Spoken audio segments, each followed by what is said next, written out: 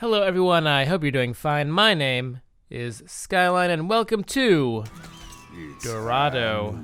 Forgive my nasally voice today, I'm a bit sick, but that's not going to help us from, drawing some arrows and talking about some Overwatch maps. So let's jump right into it. This is my map mastery series where I tell you everything you practically need to know about a map to be successful in solo queue.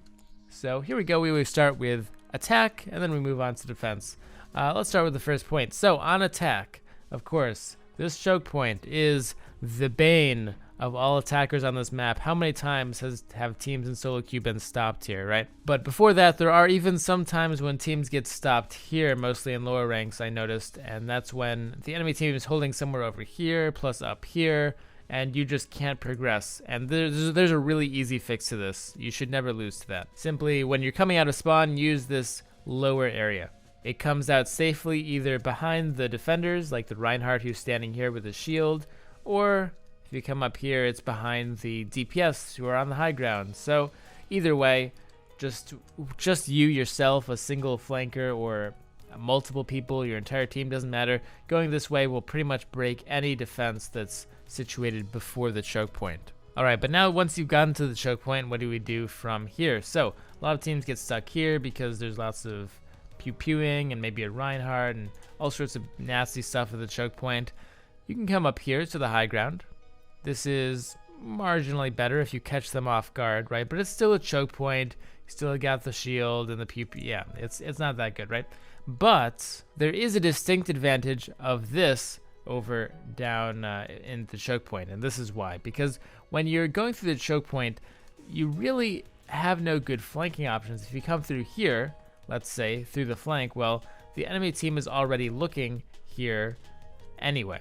Plus, they can see you coming down the stairs like that. But if I'm a defender and I'm holding against the stairs, suddenly you see it's a lot different. My vision is cut off over here, so I can't see that flanking route.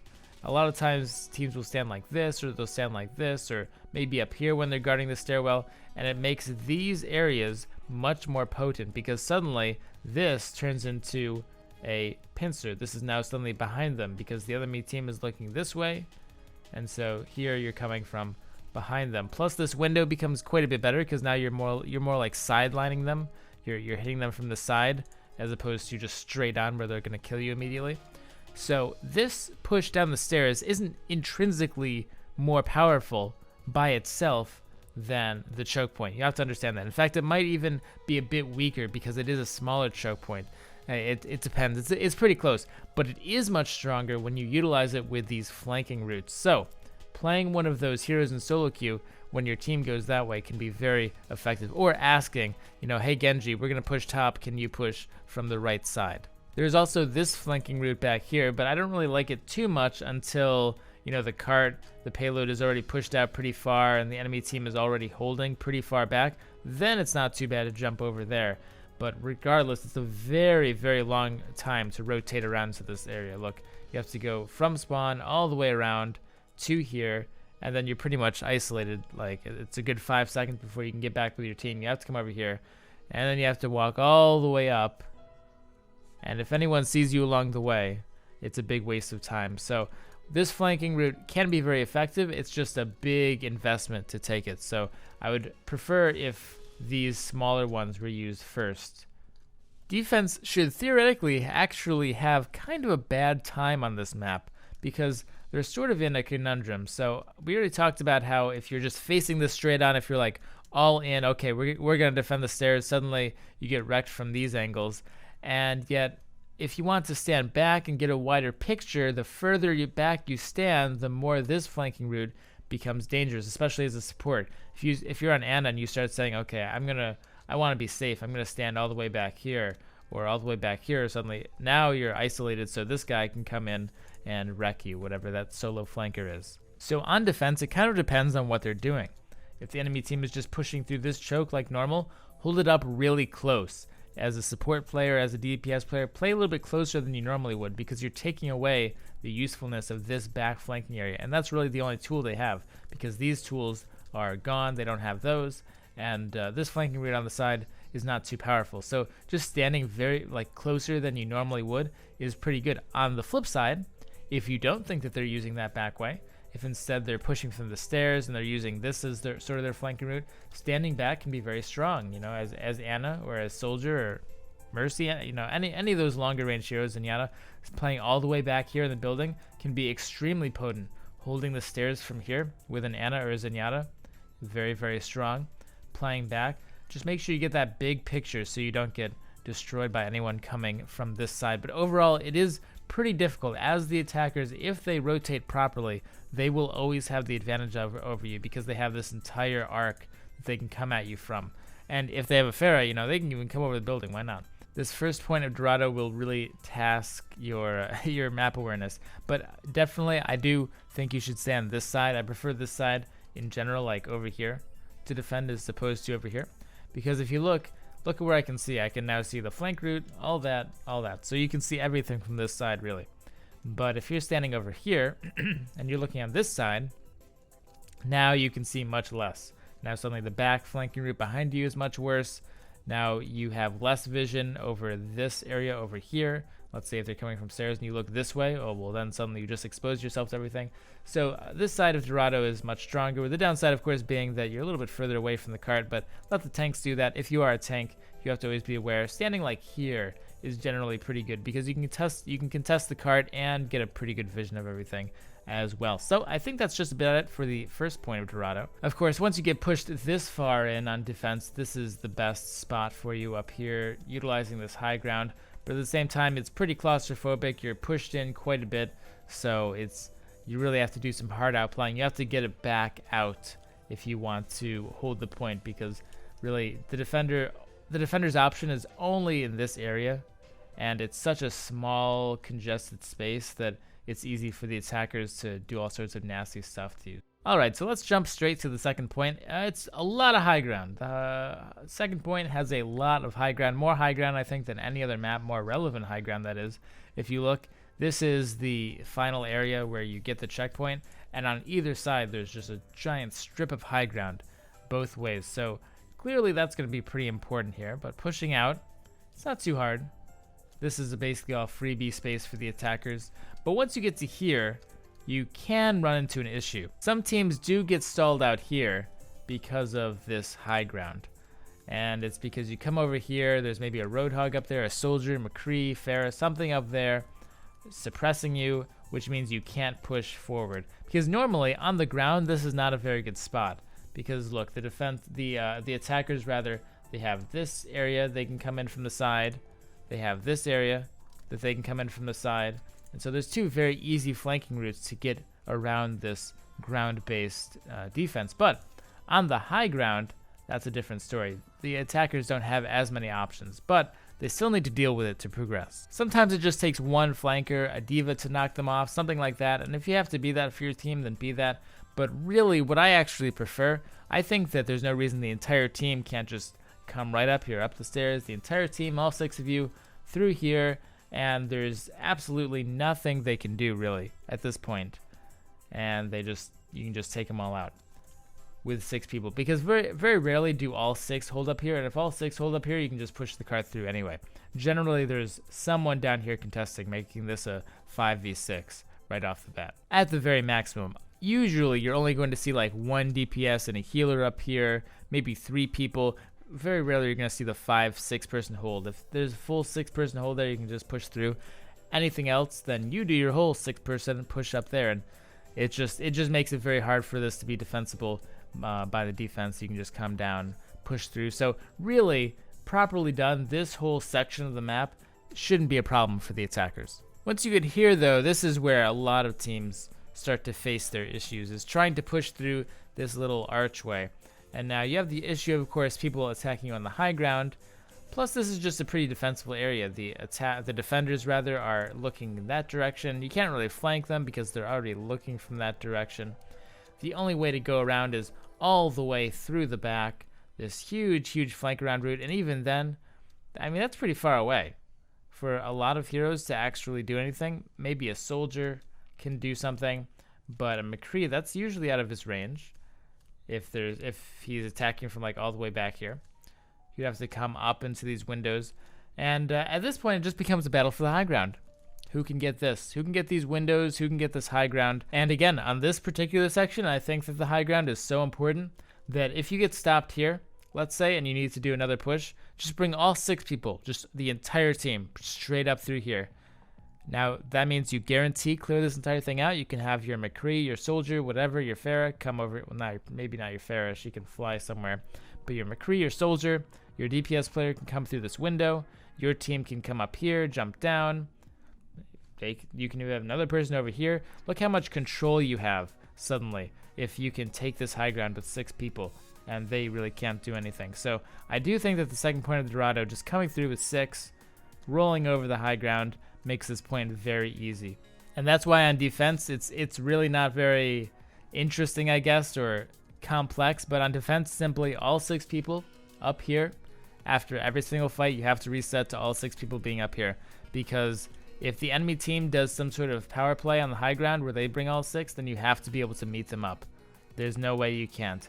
And it can be really annoying if they have a flanker or something, try to contest, in which case hopefully you can have your own flanker, try to play with them on the cart, or maybe send one tank down, but you really want to have all of your power up on the high ground and don't jump down until the attackers have committed to the cart already. But yeah, the floor is lava here on the second point of Dorado, and it just becomes basically a shootout.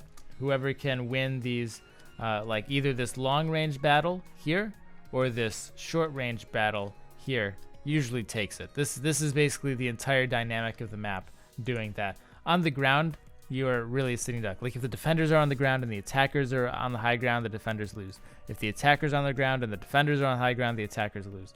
So ideally, both teams are trying to take the high ground, and it just becomes who is a better team fighting ability. This third point of Dorado I think is pretty interesting, and maybe the one that teams do the worst at in general, because most teams here on attack, they'll just do this. Yeah, they'll just say, okay, well, let's attack the third point, guys. And usually, a lot of teams get held here. A lot of teams get held right here because of this. So we have more high ground here, but it's not as important as the second checkpoint. This high ground actually doesn't need to be very useful at all for the defenders for most of this section at least, because yes, it's really OP here, right? If the attackers are attacking like this, you're going through, you're marching up, then yeah, this is super OP. This is OP. Even back here, this can be pretty OP looking like that. Man, this high ground's really sick, right? But the high ground becomes a lot worse if you go the correct path through Dorado.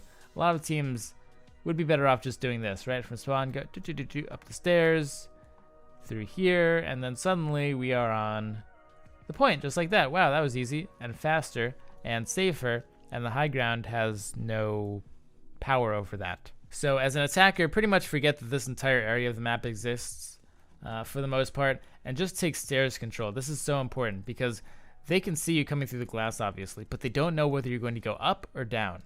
So chances are, if you want to go down, contest the payload. You can contest it from inside here and not have to worry about the defenders on the high ground at all. They're forced to jump down into you, which will be a bad situation for them because they're jumping down and you're right here. You're ready to deal with them.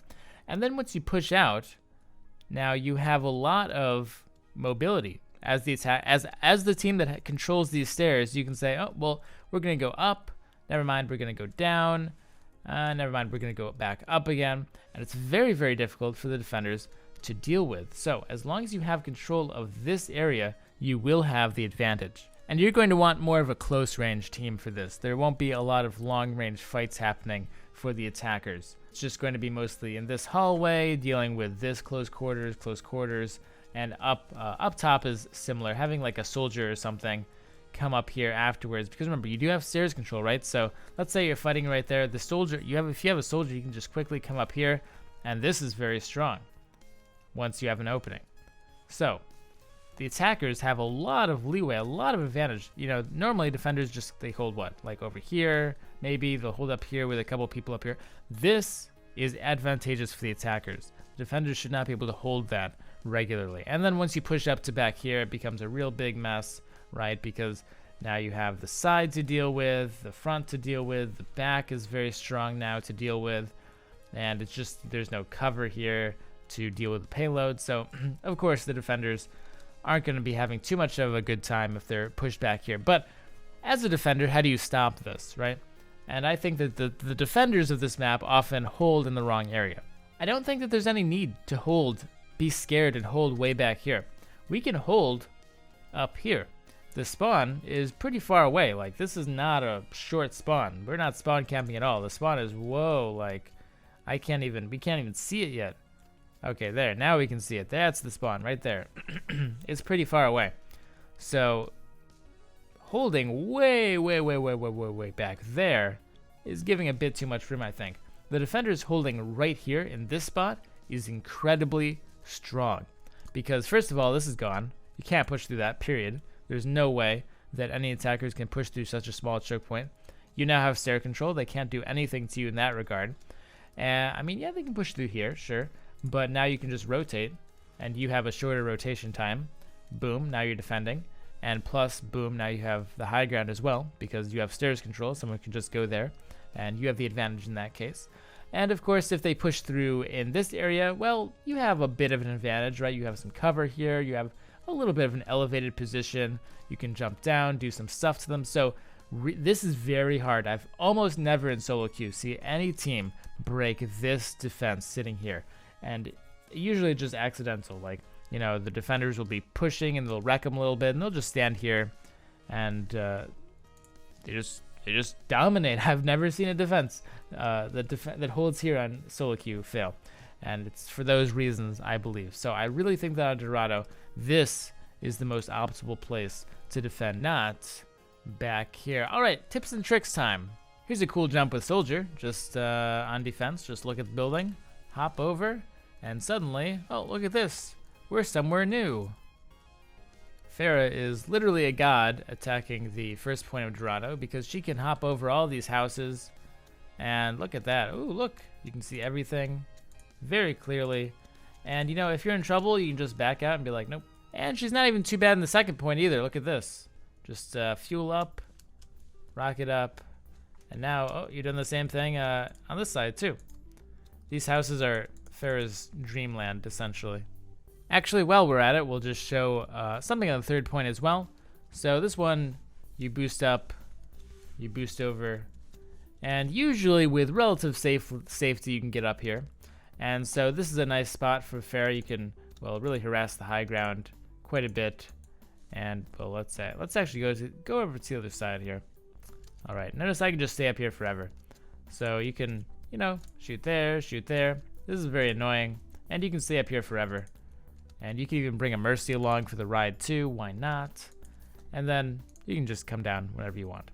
All right, be sure to smash that like button. It doesn't help the video at all because likes haven't really been a factor in the algorithm since 2005, but it does help me sleep at night because at least I can be like, oh, I got all them likes on YouTube. So never forget to stay positive, guys, and have a great day. See you tomorrow.